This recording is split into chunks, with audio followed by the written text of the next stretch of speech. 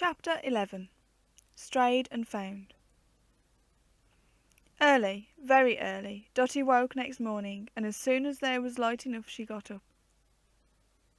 When she heard Mrs. Hopkins go downstairs, she went in and peeped at baby.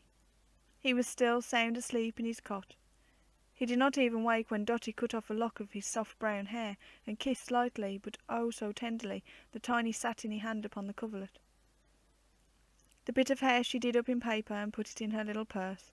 Then she stuffed her small pocket with valuables, a spyglass, as she called it, off a chandelier, an old brooch that had once been Miriam's, but had been stepped upon and bent,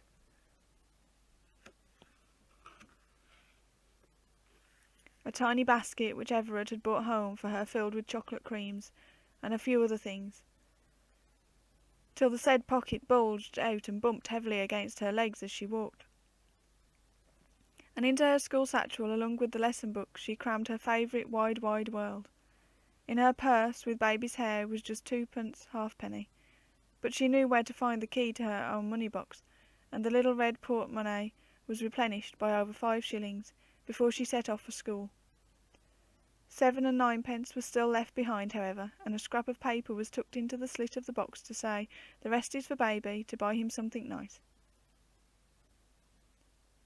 Dotty ate very little for her breakfast that morning, and strangely subdued did she seem when she wished Everard and baby good-bye. Her throat was so full of sobs that she could not try to say a single word. She did not at once, however, carry out the strange wild plan that was in her mind. Susie Syra overtook her before she left the high road, and not knowing how to evade her, Dotty went to school as usual. But on being dismissed at noon, she managed to get out before any of the others, and ran at full speed towards town, until she felt that she was safely out of sight. Then she made for the railway station, which she knew well, though often passing it, though not many times had she been taken on a journey from thence. The man at the booking window stared rather hard at the breathless and flurried little girl who asked for a ticket to go to Hullborough, please. But he did not know her, and as she had the money ready to pay her fare, it was no business of his to ask her any questions. Hullborough was a town about 20 miles from Stapleford, and Dorothy's eldest sister Catherine lived there. She was married, and Dotty thought to go and live with her, that Everard might not be willing to part with her, never entered her mind. When baby had been seen by the doctor that morning and the truth came out, she felt sure that her flight would be easily understood, and that Everard would be very glad she was gone. How little she understood her brother's heart. A kindly porter showed her the platform the Hullborough train would start from, and told her it would leave in 3/4 of an hour. So feeling hungry, for it was nearly her usual dinner time, she bought a bath bun at the refreshment stall and sat down to wait. She thought of baby looking out for her at the window, and her eyes filled with tears. She imagined Mrs. Hopkins wondering why she did not come, but her purpose remained unshaken. Before Everard could hear of her disappearance, its cause would be guessed, and that might reckon she had gone to Catherine, and so need not be anxious. She had stayed 3 weeks with Catherine the spring before baby was born. Her remembrance, now growing faint, of the journey to Hullborough was that it took a very long time, and that a great many stations had to be passed before she reached there. So on first starting, she settled herself in a corner of the carriage, making up her mind to a long and tedious ride. Both windows were closed, for the day was bitterly cold, and the glass was soon so covered with steam that she could not see out. "Is this Hullborough, please?" she once timidly asked as the train stopped. "Oh no, my dear," answered the lady addressed, who was getting out, "not for several stations yet." So the train went on again, and at every stopping place she listened for the name of Hullborough. But the porters never said anything in the least like it, she thought. Yet the journey was even longer than she had expected. The afternoon was dull, threatening snow. It was early growing dark, and she was ready to cry with the cold.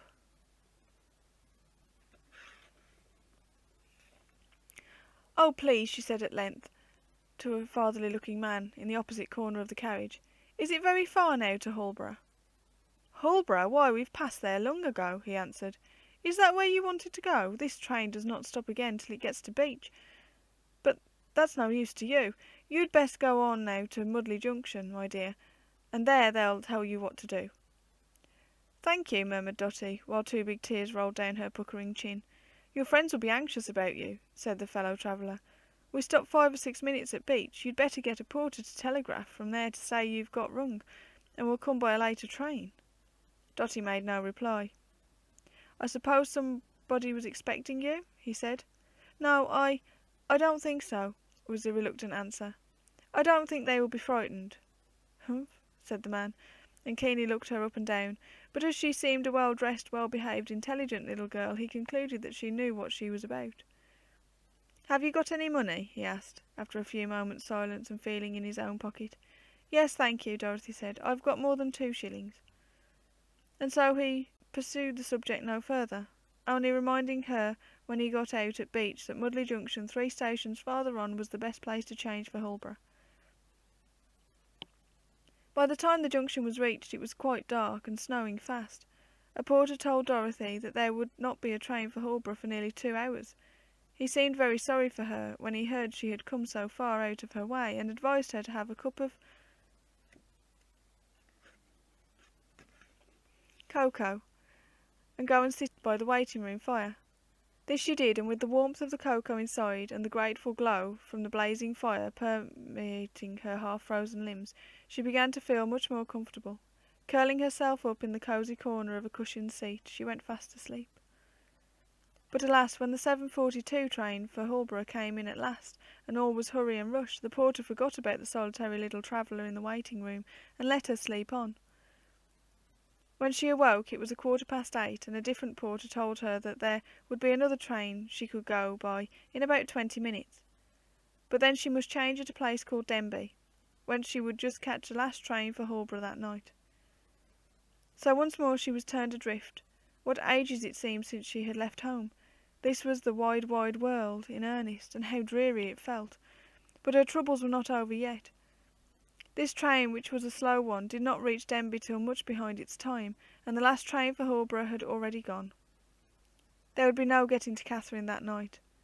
When Dotty realised her homeless condition, all her fortitude forsook her, and she burst into tears. "Never mind, my dear," said the station master. "It isn't so bad, but it might be worse. When I go off duty at 1:30, I'll take you home with me, and I dare say my missus will be able to make you comfortable for the night. But we must let your friends know where you are." In vain Dotty assured him that nobody expected her, and nobody would be anxious about her. The good man had little girls of his own, and knew better than that. She had to give him the address of both Everard and Catherine, to whom telegrams were sent immediately. She did not know that owing to the roundabout way she had come, with its many changes, she was now actually only 15 miles from Stapleford on a loop line. And then came another weary, dreary waiting time. The room was warm, certainly, and that was no small thing on such a night, but how dull the long hours were, and how the wind rose, roaring and shrieking round the little wooden station. It seemed sometimes as though it would tear it from its foundation and fling it off the face of the earth, while every time Dotty looked out she saw the dark air whitening and thickly falling snow. What a night for a poor little girl to be out in the world with no bed and no home, while Everard and baby and Mrs. Hopkins were all of them cosily sleeping beneath their own snug roof. But were they?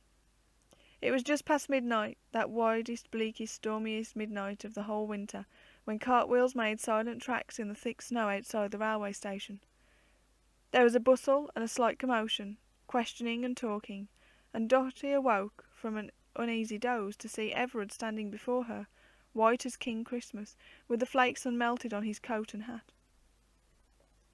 "Dotty, oh Dotty, my child," he said, "why did you do this?" For answer Dotty sprang into his arms, kissing his very coat sleeves, all cold and wet as they were, in a rapture of gratitude and joy. "Everard," she by and by asked, in a trembling little voice, when after a good warm supper at an inn they were waiting for rooms to be prepared for them to sleep, "you wouldn't have come all through the snow to find me if you had known." "Known what, little sister?" "What I told you just now, as we came here. Don't you know about baby's fall?"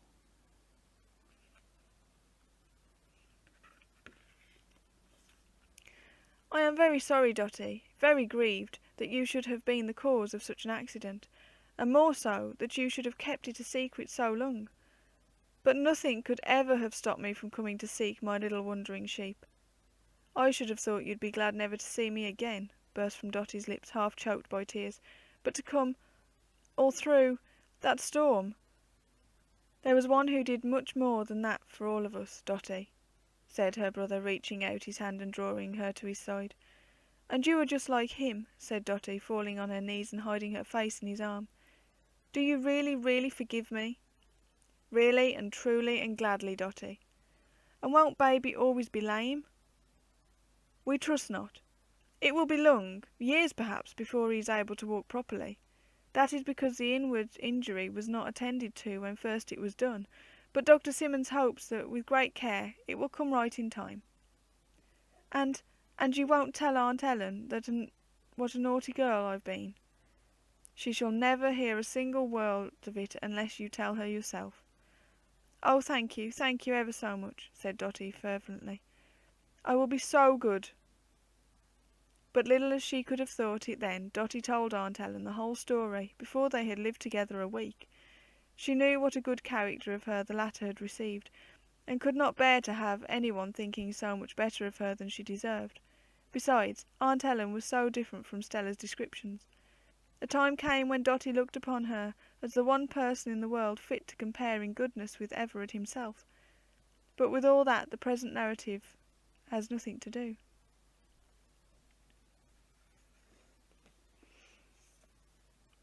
Theodore Carstairs, baby, no longer, is now a handsome young fellow, famous in the cricket field, and no one looking at him would ever guess that, in consequence of an accident in his infancy, he never walked till he was 5 years old, save for one short month before it occurred.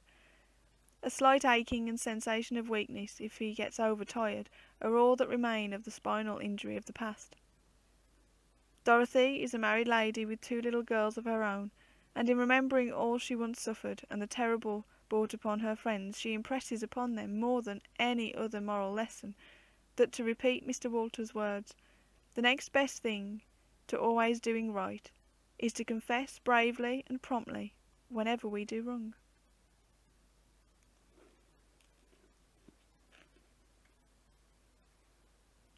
The end.